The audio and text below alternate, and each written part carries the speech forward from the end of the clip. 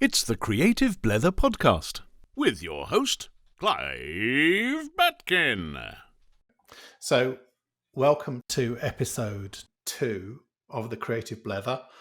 And again, it's my utter delight to be joined by my old friend. He's an actor, he's a voiceover artist, he's a musician, he's an entrepreneur, he's all these things and more. He's the man with the big voice from Brighton, Mr. Tom Dussek. Hello, Clivey. Hello, Tom. Thank you for joining me. Thank you for asking me. So, that's my introduction, but how do you think of yourself these days? What do you call yourself? Well, apart from old, fat and bald? Hey. I don't know. With lockdown and everything, everyone's sort of reappraising what they are and who they are and their identity. You know, we haven't played in a band together for, a year and a half? Sure. And that was before lockdown.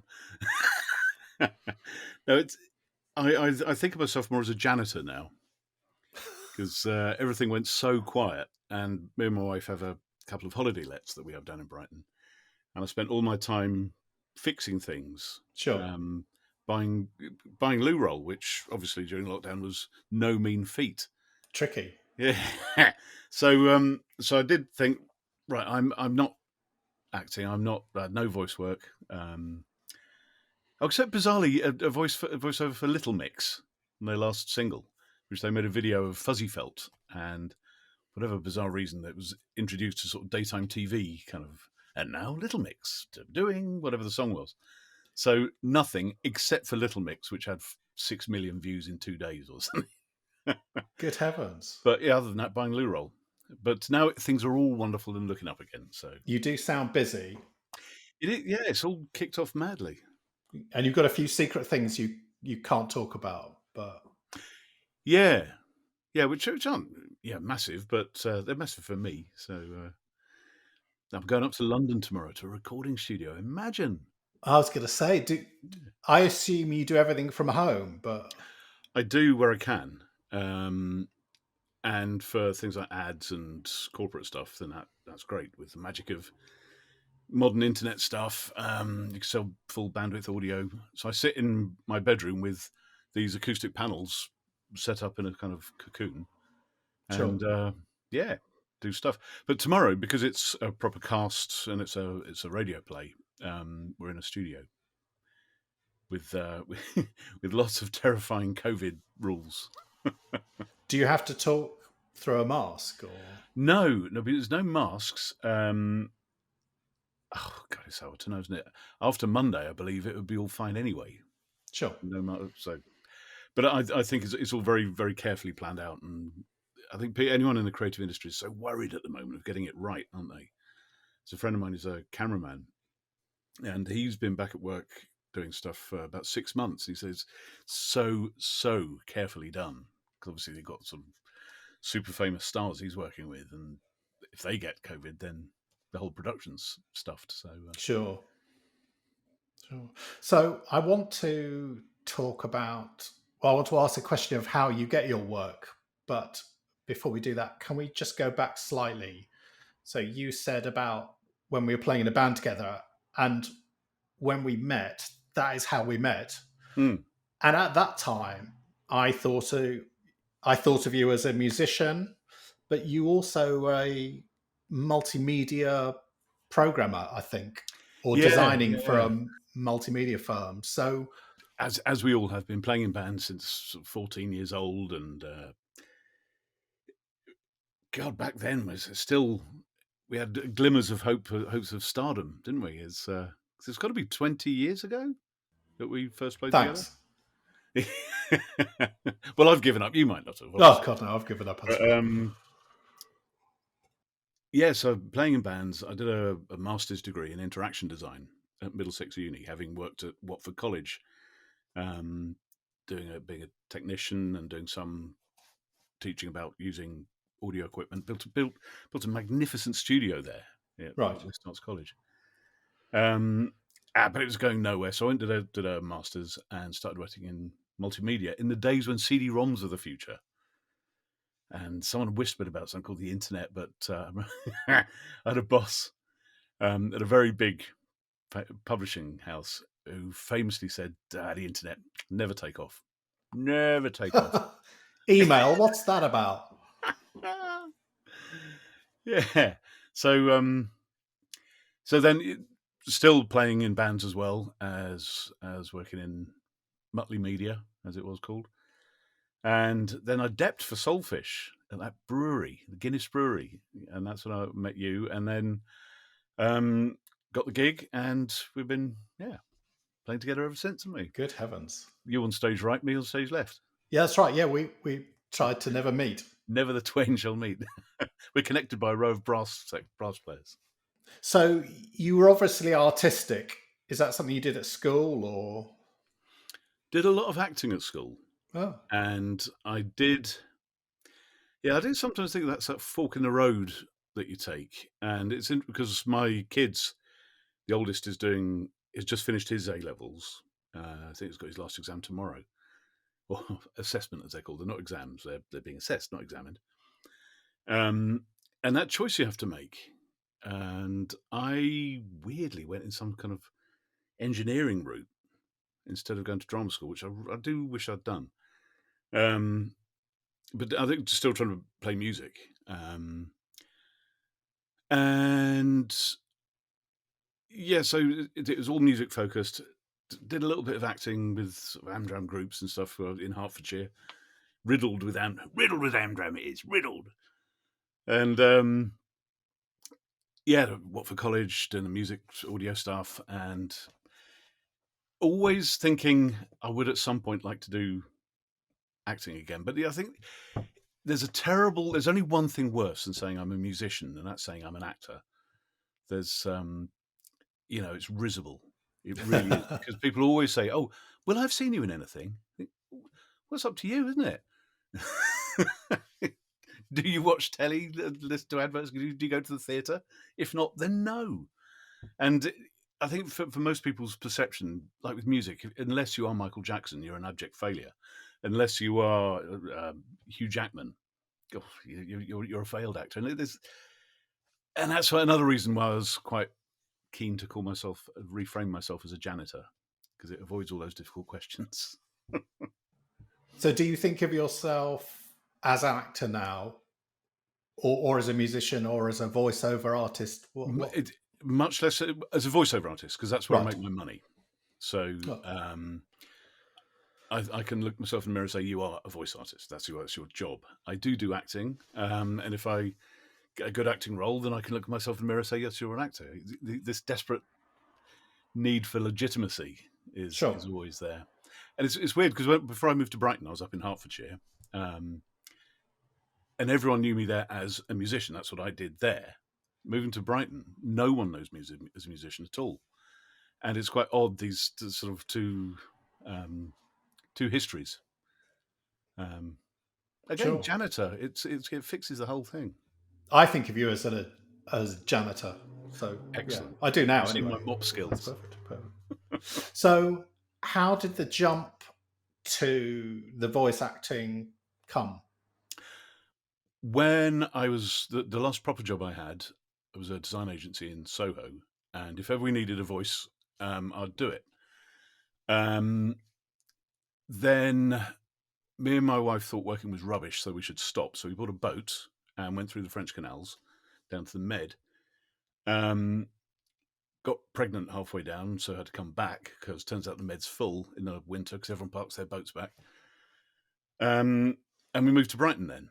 And then I thought, well, I've got to start doing something. And as well as opening a yogurt shop on Brighton Pier. I was going to ask you about that. Well, I thought, because the design agency, it had been all big contracts and big pitches and all this kind of stuff. And I thought, wouldn't it be nice just to have a transaction where someone gives you a couple of quid and then you give them something that you've made? I thought, oh, that'd be nice. Turns out it's not nice. Turns out it's very hard work and a bit grim. So we only did that for one summer. Tell the listeners what it was called. It was called Yo Guts. Brilliant. Do you still have the sign? No, I chucked it in the end. There's only so much of life's flotsam and jetsam you can keep, isn't there? But kids used to walk past going, Yo Guts here. maybe it wasn't the the branding genius I thought it was. And then yeah, so the I started coding some CD-ROMs, determined to keep that flag burning, and started doing some more voice stuff. And I just lucked out and got an agent. Really, my voice is so typically voiceover-y, so typically Radio 4, that if you were to start a voice agency, the first one you'd get would be one of me. Right. So therefore, every voice agent has got one of me, if not two.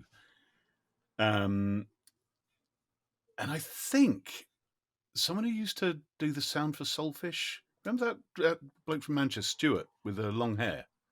Do you remember him? You'll have to narrow that down. Was it a really I think terrible mullet? no, it was a proper heavy metal long hair. But and I think he put a good. He knew. So I was chatting to him about doing voice work, and he said something. But I'm not quite sure how it happened. But I did get an email from a voice agent saying, "Would you like to audition?" And I did. And their one of me had just moved to Hong Kong and stopped doing it. So I, lucked out and got the gig. And that was like 15 years ago, I think, something like that. Is it really that long? Mm. Good heavens. Yeah. Are you allowed to say the kind of people you worked for, the kind of brands you've... So lots of corporates from Manchester City, Rolls-Royce. Do you know, I knew this would happen. So I got my website up. Hang on.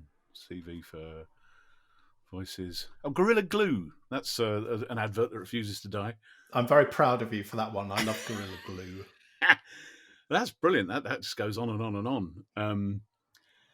So yeah, Gorilla Glue, Epson, Chester Zoo, Speakman's. So Speakman's was a TV program on ITV about people using, I think it was CBT. Is that it? Behavioural therapy, cognitive behavioural therapy. Basically, I've never eaten vegetables. You'll now eat vegetables. They're eating vegetables, and I'd do the sort of bits in between. And that was fun because the more proper stuff you do, you realise the less organised it is. Like if we play some gig in someone's garden, you'll get all manner of organisational stuff where you can park. This is where you put your stuff, and these are the sandwiches, and you get changed in there, lads, and you're on at 9 and you finish at 11. And it's all very organised. But this thing for ITV, it really was, we've just done the edit. It's going out tonight. So can you record it now, live into the edit? And really? and it's done. I think, I'd have thought you'd have planned this more. But no, but it works. So lots of video games, and doing that's weird because I've hardly ever met anyone who's played one of these games, and they are big. Apparently, there's one called Divinity: Original Sin, which that's one that people go, oh, "You're in that." That's a big thing, and then they say, "What are you?" And I'm Deep Voice Monsters. Varieties kind. Knowledge is Power, Blue Toad Murder Files. Was that the one? That's the one I think of you as sort of launching at the beginning of your voice career. But yeah. And again, that was luck. It was just someone I knew who worked at the game production company who they were prototyping it, so could you come along and do some silly voices for all these characters. And so I did, and in the end I said, well, do you want to do them then, all 22 different characters? And that was number one in various charts, but yet to meet anyone who's played it. You did all 22 voices? Including a dog. Oh, naturally. Good heavens. And the reviews were great. Sort of, oh, this is amazing. He's done all these voices. But there was one character was a New York taxi driver.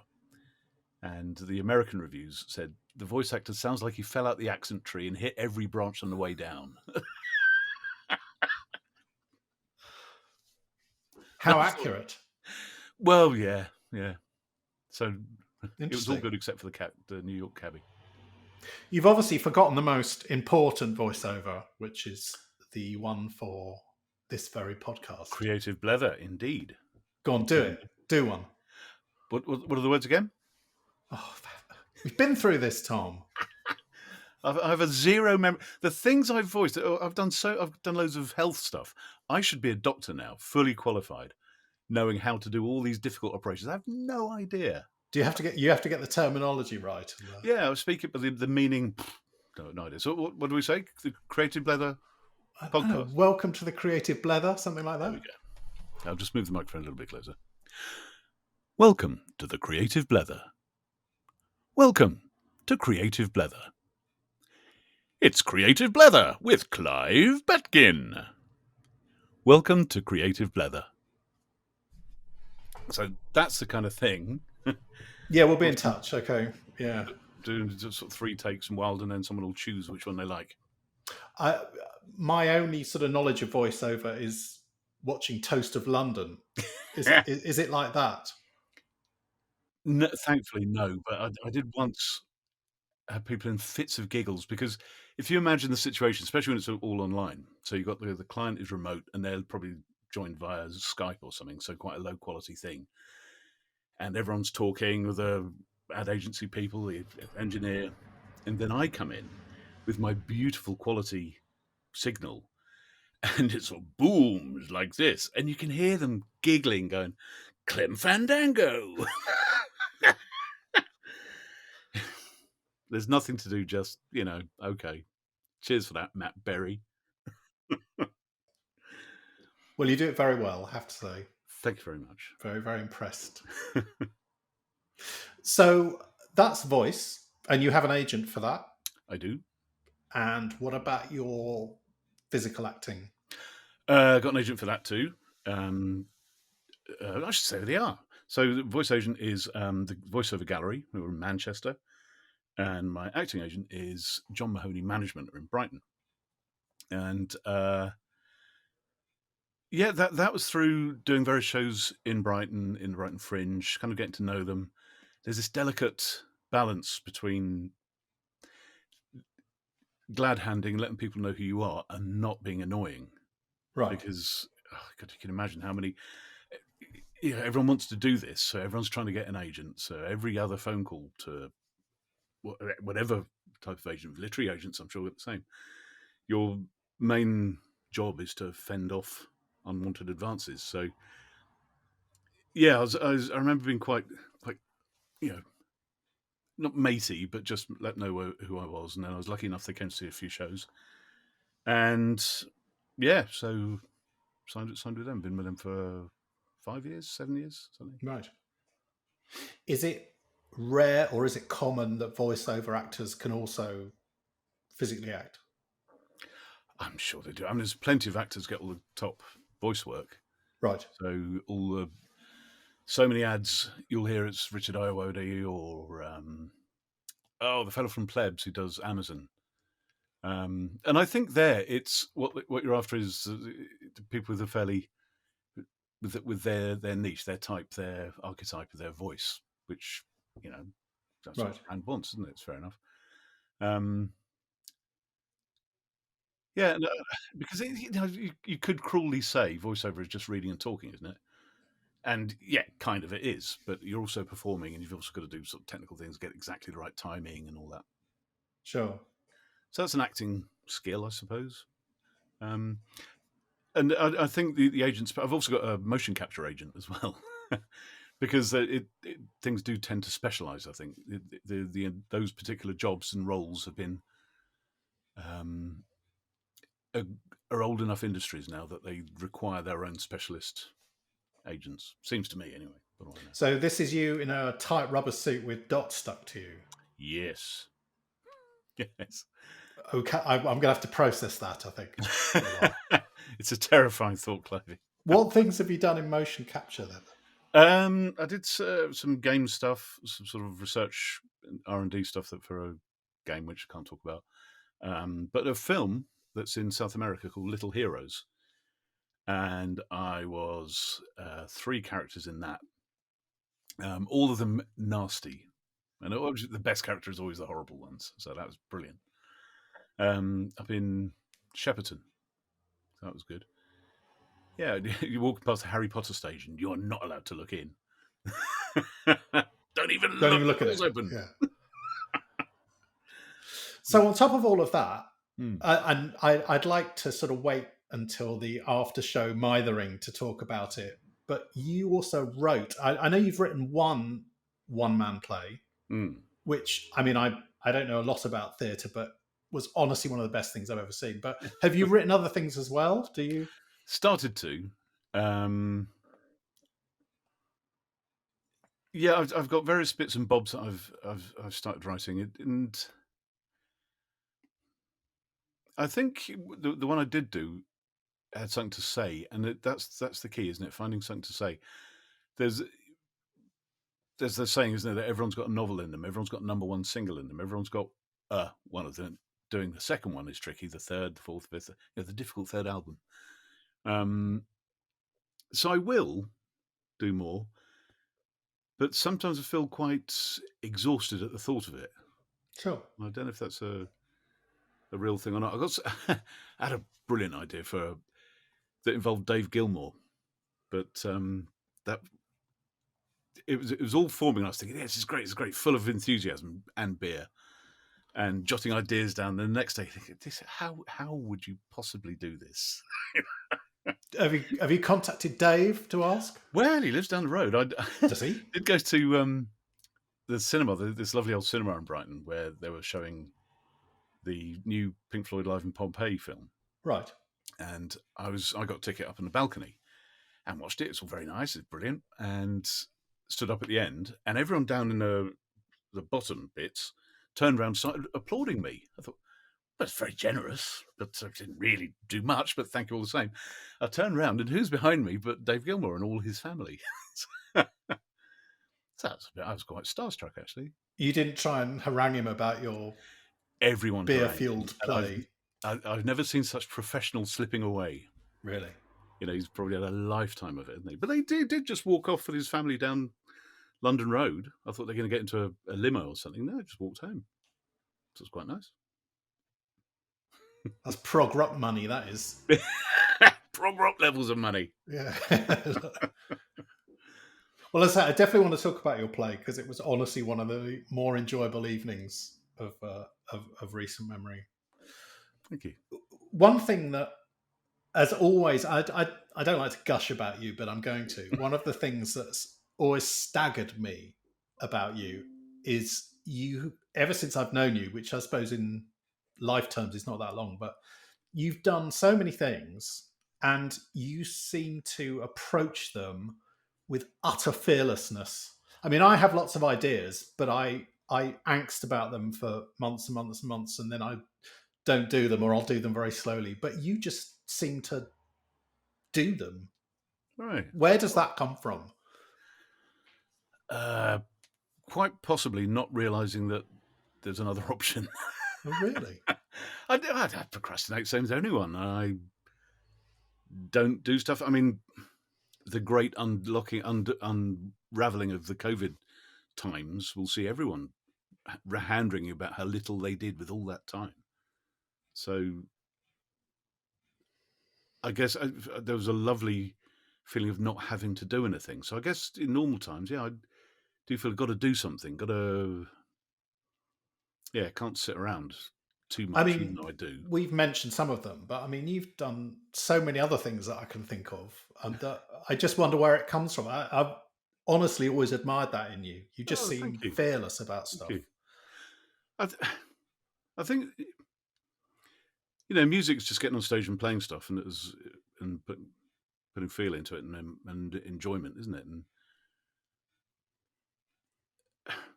And I guess with acting as well, I don't do it for the applause. I find applause a weirdly out of body experience, as if it's someone else they're clapping. Right. I guess because with music it usually is. It's the singer. No one ever knows who the keyboard player is, do they? No. So no, I think it's that moment before you go on, that those little wisps of like dusting of your adrenal gland when you get something really well done. You get it. Oh, that was great. That with the one man show. I know you want to talk about it later, but there was a feeling before when that was all coming together. It was as if I'd thought of the best joke ever, and I was just about to tell it. You know, when you're in with some friends in the pub, and it's all chatting, people are chatting, and you think, I'm not going to say it, and everyone's going to love this. And just that moment before you say it, and everyone laughs and falls around and think you're brilliant. That feeling there there was a bit of that. Yeah, but also, and this is probably where what I don't have is that sort of absolute desire to be famous and successful. I know people who have got that, and I don't denigrate it whatsoever. They've got it, and they can glad hand, and they can. Sure. You know, I'm a judgmental sod. I really am. You know, if I think someone's a bit, you know, not my kind of person, I find it very hard to chat away. But I've seen people do it who can, and they've done incredibly well. So it's knowing yourself, isn't it? And not, I guess, one thing I'm happy about is I'm not too scared or worried about stuff. I think. Sure. That's the thing. God, that really was Blether, wasn't it? That was full on Blether. No, it's perfect. Absolutely perfect. I mean, you remind me of somebody I know who is, I mean, not, I wouldn't say creative in the way that we probably are, but is very creative financially, is incredibly successful financially. And his secret is he just does lots of things. He makes decisions very quickly. He doesn't look back. He always looks forward. And I don't know, I think of you like that, really. Oh, right. Yeah. I'd never I admit guess that to your face, but I guess when you've got a measurable thing like money, you can assess how you're doing.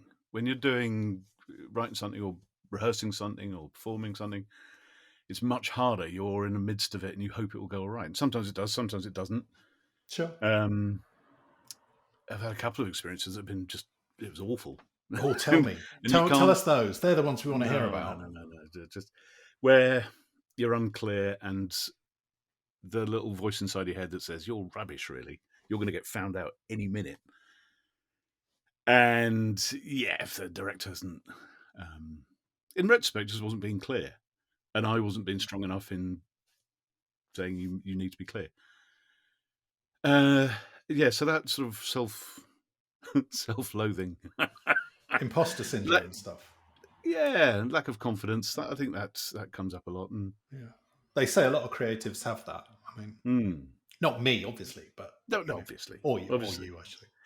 But yeah, and I think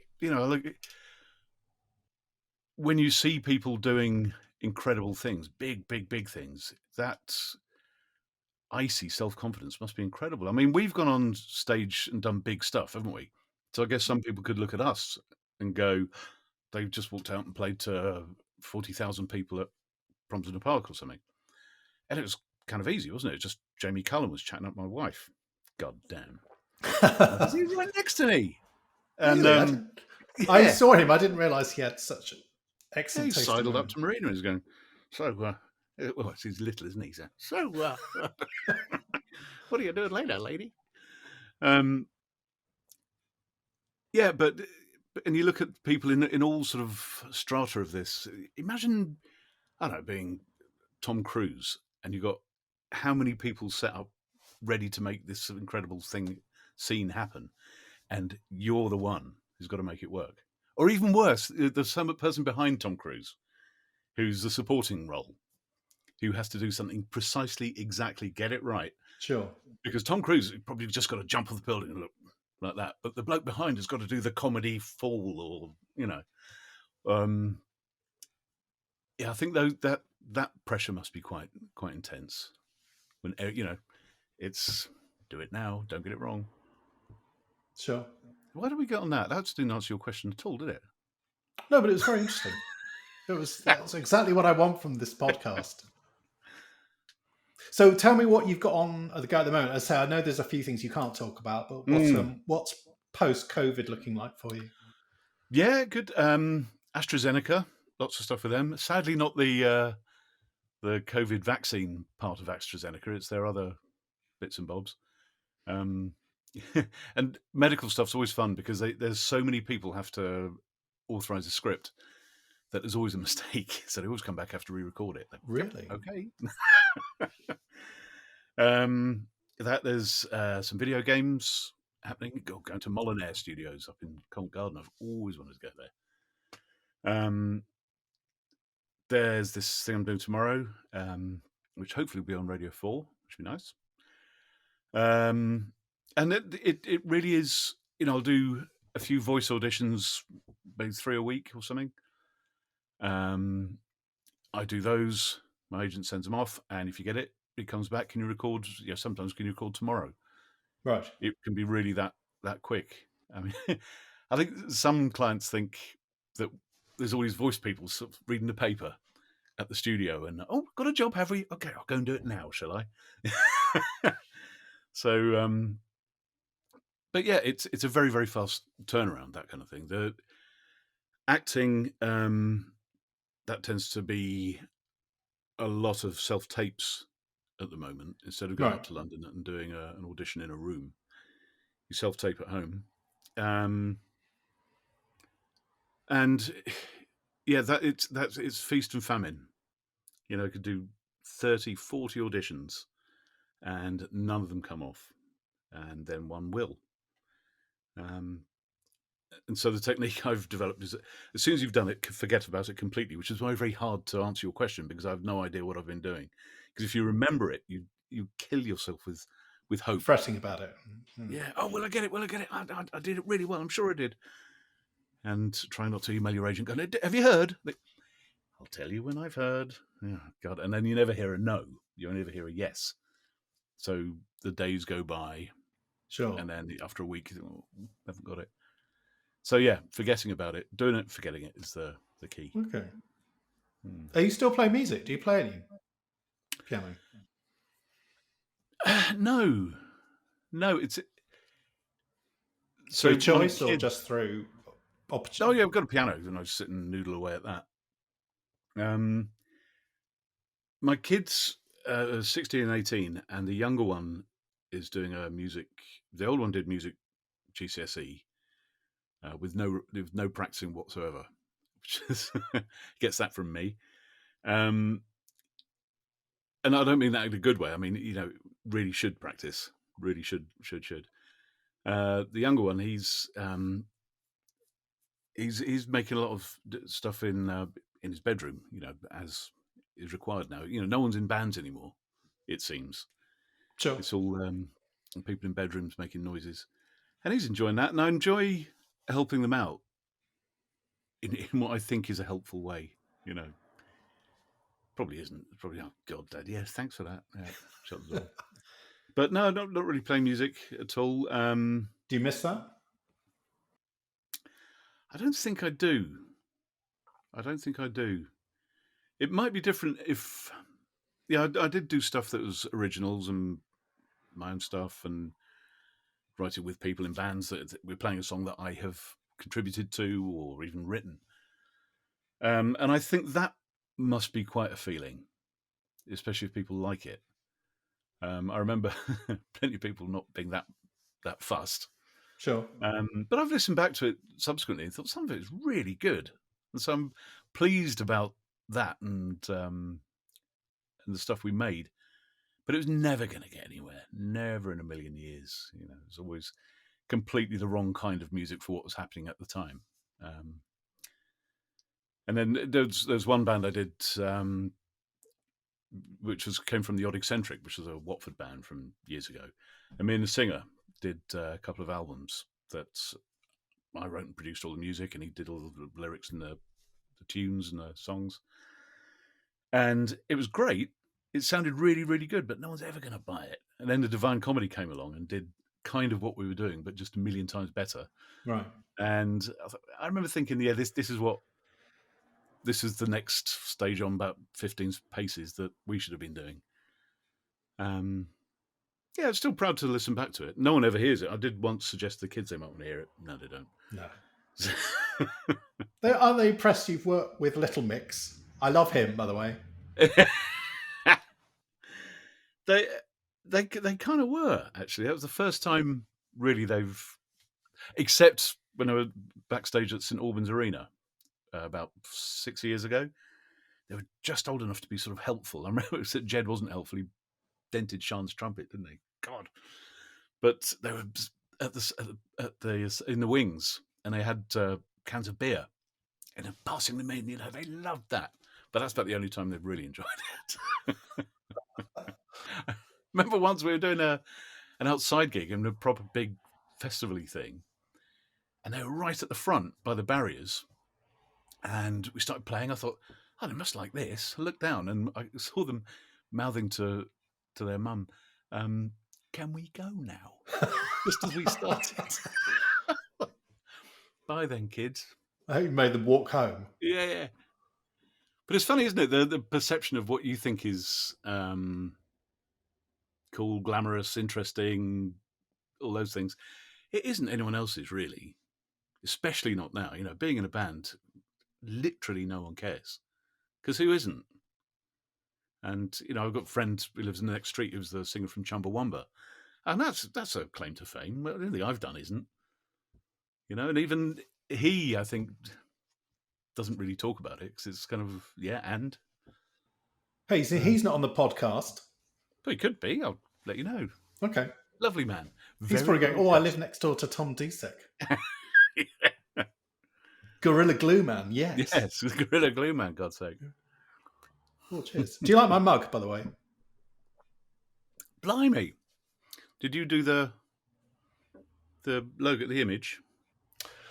I did. Because it's the prototype, it's about £98 worth of mug. But anyway, I don't know how to do with the rest of the podcast, but at least I've got a mug. So listen, how do people find you? Give me your social media tags. Nice, I think, usually. Some people find me a bit too much, probably. Sorry. Did you watch Inside Number 9 last night? Sorry? Did you watch Inside Number 9? Steve No, Thompson, I didn't, no. Yes, but brilliant. It was it's so meta, the whole thing. It was full of gags and wordplay in the most corny way possible. But it was deliberate because they were referencing Commedia dell'arte and stuff. And it just full of these groan-worthy gags, but absolutely brilliant. So apologies, that was my little tribute to them. I will check it out. Thank you. TomDussek.com is my website, which doesn't have much interesting on it, really. That. It's a very. There's only two people in the country called Tom Dussek, and we are related. He's a cousin that I've never met, but he does cycling and DJing, I think. So yes. And I should know this, but are you related to the famous classical composer Dussek? I am. Yeah. He's my 5 greats grandfather, and he was brilliant. He was the first person to turn a piano sideways to show off. He was also very, very good looking, obviously, and he had a wonderful, magnificent profile. And he first person to use the thumbs because the harpsichord had come before the piano, and that was kind of just 4 fingers. He used the thumbs as well. Was the first maestro, doing all sort of keyboard pyrotechnics and. What a shame you didn't pass any of that on. Well, he did. I've got my cousin Michael. He's a concert pianist of some renown. He's a professor at the Royal College of Music, I think, as well. And he's astonishing. I remember as a kid, he was living with my dad for a while. And my dad had this terraced house in South London with Michael's Yamaha grand piano taking up the entire front room. So if I visited my dad, I'd sleep under the piano. And then to be woken by Michael doing his scales first thing in the morning. And it really was. Yeah, it's all the way up and down. How the hell do you do this? So yeah, anyway, Jan Ladislav Dussek was quite the lad. Taught Marie Antoinette to play the piano and escaped France just before the French Revolution to England. Where he started a yogurt bar. Where he started a yogurt bar, yeah, in Soho. It's true, he had a house in Soho. Got into debt, ran off, scarpered, and ended up in Germany. Took to his bed, ate, drank, slept, and died, and is a bad example to all aspiring young composers, according to the Oxford Book of Music. Which is rock and roll, isn't it? It's Keith Richards of his day. Fantastic story. Yeah. I'm glad I asked Yes. now. Tom, thank you so much. Listen, we're going to have a little chat about your one-man play and a few other things in our Cool. little bonus content section. But thank you so much. I know there's lots and lots more we could talk about, so maybe you would grace me with your presence again one day. Of course. Anytime. Thank you, Clive. Mate, thank you. We're gonna carry on this conversation in a Cool. bit. Thank you very much. The Creative Blether.